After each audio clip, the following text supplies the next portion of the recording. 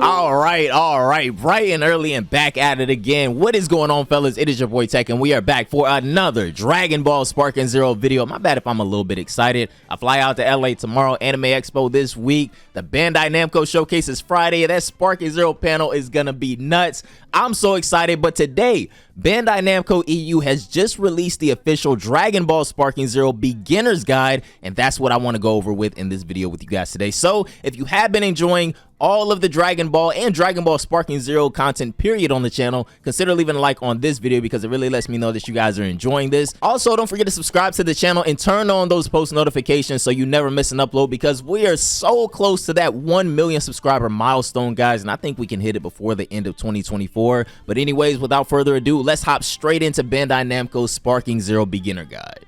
So over here on Bandai Namco's official Sparking Zero webpage, the beginner guide is going to start out by saying, whether you are a new player or just a fan of Dragon Ball games, get to know the basics of Dragon Ball Sparking Zero in our beginner's guide. And as we can see right here from the summary of the beginner's guide that they have for us, part 1 is going to be the HUD basics, part 2 is going to be control basics, and part 3 is going to be understanding battles and gameplay. So I think for part 3, I haven't seen them talk about much of the customization options, so I'm excited to see what this is all about. But I haven't looked at any of the stuff on this webpage yet, guys, so we're going to be reacting to all of this stuff together for the first time. So starting off with part 1 of the Dragon Ball Sparking Zero Beginner's Guide is going to be the HUD, and in the first paragraph they're going to start off by saying, the HUD of Dragon Ball Sparking Zero keeps the same essence of Budokai Tenkaichi series, giving a comprehensive overview of each state during a fight.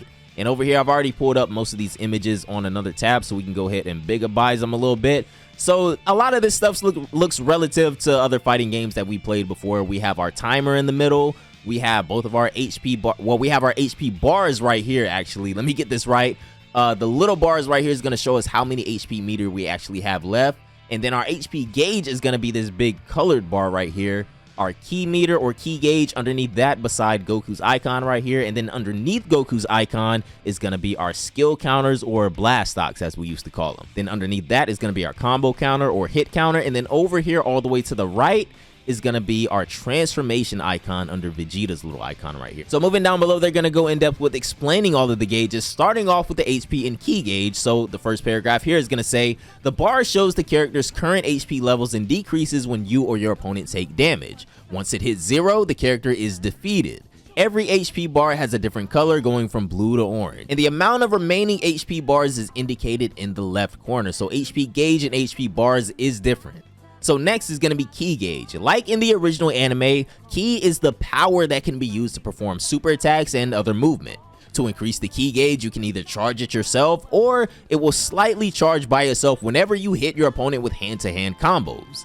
Once the key gauge is maxed out, you can start filling up your sparking gauge to enter a special state known as sparking mode, which does require at least one skill gauge or blast stock to enter. It decreases as you dash or use key blast and blast attacks or in-game super attacks, and they're referring to the key gauge itself here. And once the key bar becomes red, you won't be able to move until it returns back to normal. So it looks like we're going to be entering some sort of exhaustion state. But down below this is going to be skill count next, and they're going to explain that skill count is used when you perform various moves such as transformation, fusion, and other skills like super perception or revenge counter, the new mechanic. It charges over time, as every time the blue bar is full, it adds 1 charge to the count. Transformation icon. This displays the amount of available transformations for the character. I actually didn't know that. Okay. And then hit count. Obviously, the combo counter is going to display the number of blows received and the amount of damage dealt or received right underneath that. And then the timer, which we all know is going to be the countdown from when the fight starts to when it ends. And once it reaches 0, the fight comes to an end, and the character with the highest HP remaining is the victor. Oh, so now we're going to get into part 2, which is going to be the control scheme of Dragon Ball Sparking Zero. And I'm actually kind of interested to see what they have to say about this. So Dragon Ball Sparking Zero proposes 2 different types of controls. Standard, which is going to be the recommended controls for the game, and Classic, which enables you to enjoy similar controls to those of the previous Budokai Tenkaichi games. So is Standard simple / modern controls, I guess? I'm assuming that's what that is, but let's just pull this up over here. So I can't really think of the control scheme of Budokai Tenkaichi 3 right off the top of my head, but the difference between standard and classic that sticks out to me right off back is the face buttons are a little bit different. Because on standard, it looks like they're going to allow you to use revenge counter with your right joystick, and on classic, you're going to be limited to double tapping your left bumper. So I can't really just off first glance say which layout I think is better. I'm probably going to be rolling with classic just because I like a little bit of a challenge, but as far as saying which one I think is better, I can't really say for certain because I'm not even sure if we're going to be limited to these two button layouts or if we're going to be able to customize our button layouts ourselves like a lot of other fighting games. So it's just something to keep in mind, but I can imagine that a lot of the other aspects of the game do change depending on which button layout you have. This change in controls will also, yeah, see, they're saying that right here. This change in controls will also affect the QTE sequence controls. And I think I have that up as well. Yes, right here. So as we can see right here on standard button layout, when it comes to a clash, we're going to be on a mash sequence again. And when it comes to the classic layout on the clash sequence, oh, buddy, get ready to get some good old joystick drifting again, fellas. But back here, it's going to say for this article and all subsequent articles, we will refer to standard controls as these are the default settings in game. Well, all right, it looks like they really want to push the standard control method. I might check it out, but like I said, I do like a challenge. So down here below, we're going to be hopping straight into the standard control scheme with guard. Now, guard is going to be hold R1 or RB to guard all attacks. And remember, guys, this is the standard control layout. It can be oriented with low guard, which is going to be down plus R1 or RB, or high guard, which is going to be up plus R1 or RB. Great. That's just what I needed, man. Bring back the directional guard. So next is going to be the step/short dash. And you're going to be able to do this by pressing X or A, and this is going to enable you to move quickly in the air or on the ground. And as we can see here, Gohan performing short dash both in the air and on the ground. So next is going to be ascending and descending. And remember in the video a couple of days ago, I was pretty much saying that in the beginner guide of the tutorial for the game, in the beginner section, they're going to have all of this stuff, just movement and how to just press the buttons. So ascend/jump. You can jump or fly in the air by pressing L1/LB. And descend is going to be crouching down or returning to the ground by pressing L2 or LT. Next is going to be our smash attack. So now we're getting into the actual attacks. These can be used for close combos by holding X or square to perform a smash attack. And then next is going to be Ki Blast by pressing triangle or Y and then hold them down to do a smash Ki Blast attack. So now we're going to be getting into the actual combos. This is going to be the rush chain. This is going to enable you to deliver long combos by pressing X or square 1 to 4 times and then pressing triangle or Y. The footage shown demonstrates the move Flying Kick, which is activated by pressing triangle or Y after a single square or X. Actions may differ from each character. So maybe there's different rush chains depending on your transformation too. That might be a thing as well. So next is going to be the key charge, the good old-fashioned charges, man. In Budokai 1, I swear to you guys, it took me like 3 years of playing that game before I ever found out how to key charge. But in Dragon Ball Sparking Zero, you can charge your key bar by pressing R2 or LT. It's a strike, key blast, and super attacks. And next, we are finally going to be hopping into part 3, which is going to be understanding the battles themselves. So with the last paragraph, they're going to state that with its stunning and extremely varied roster, Dragon Ball Sparking Zero offers multiple ways to enjoy battles. Given the many customization options, stat metrics, and more, let's take a closer look at the various possibilities the game offers for an amazing player experience. With the game's large roster, each character comes with their own dedicated stats. And this is something that we're used to in a lot of the other old Dragon Ball games. So how to read these stats, and this is going to be a simple tree like in other games. We can see we have HP at the top. This is going to be basic attack, key, combo power, and then special attack.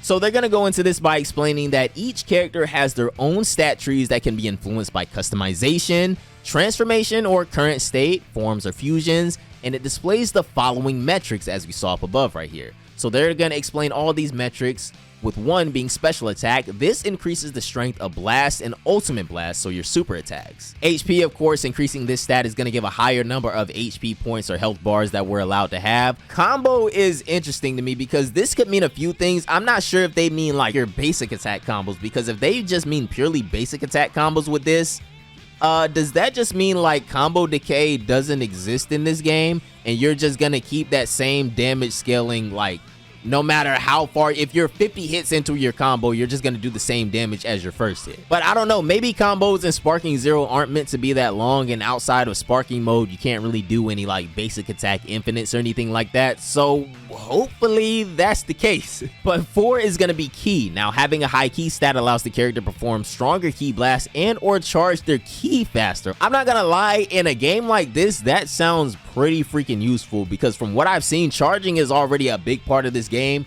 The stages are huge, so you're not in your opponent's face 24/7. You're gonna have time to charge, but you obviously want to do it faster than your opponent so you can get back on offense. And 5 is going to be attack. This stat increases the power of smash and hand-to-hand attacks. So having a character that's able to combo a high attack stat and a high combo stat, oh, it's probably going to get real demonic online. But last is going to be customization. In Dragon Ball Sparking Zero, you will be able to customize every character in the game to make them fit with your taste and playstyle. Now, nah, don't tell me y'all done allowed us to start the battle with battle damage Goku.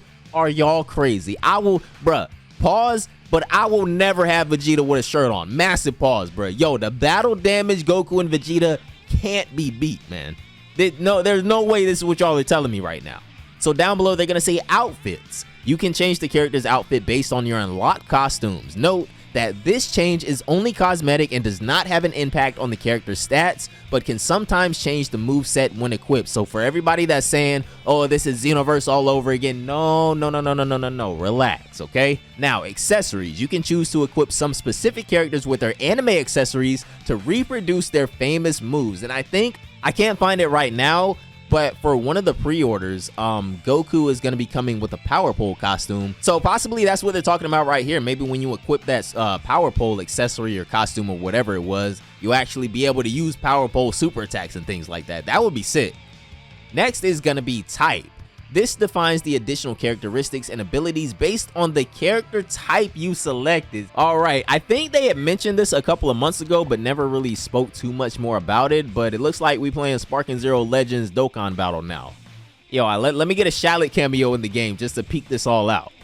And last is going to be ability items. You can enhance characters' abilities, speed, strength, HP, or partially change their look, halo, scouter, and aura through capsule customizations. Oh, wow, the capsule customizations. Matter of fact, I think the capsule customizations are from Budokai, right? And then in Tenkaichi, they did the Patars, if I'm not mistaken. I'm sure you guys know better than me down below in the comments. Customize all your favorite characters to make them look even more unique during your online battles. Don't forget to pre-order Dragon Ball Sparking Zero to get your hands on it 3 days early, guys, for the PlayStation 5, Xbox Series X and S, and PC. But I think that is gonna do it for part 1 of our guide for Dragon Ball Sparking Zero. So huge, massive shout out to Bandai for releasing this for us today. Maybe in a couple of weeks after Anime Expo, they'll put out the intermediate version, and they'll probably save the advanced version for when the game comes out, possibly. But at the same time, I'm not even sure what's gonna be at the panel or at the event showcase on Friday, so we're just gonna have to wait and see for that as well. Maybe another character reveal, maybe another gameplay showcase, maybe they're gonna have a brand new demo there for us and I can get you guys some Hit and Goku Black footage. But anyway, guys, I hope you all enjoyed the video, and I'm gonna try to get one more out before I leave. I have a lot of stuff already uploaded ready to go, but I want to specifically get out one more Sparking Zero video before I'm out of here. But down below in the comments, fellas, before we get out of here, you already know I gotta know what team you're repping. Are you team classic layout or are you team standard layout? Me, of course, I'm team classic for right now, but if standard is looking nice and maybe I'm just not feeling the classic layout as much in a couple of months, then I got no issue moving over to standard. But once again, guys, I hope to see some of you all at Anime Expo this week. I'll be flying out tomorrow, so have a safe trip for you guys if you're flying out as well. Happy 4th of July to everybody. Be safe this week if you're traveling. Have a great day, and I will see you all tomorrow. Bye, guys.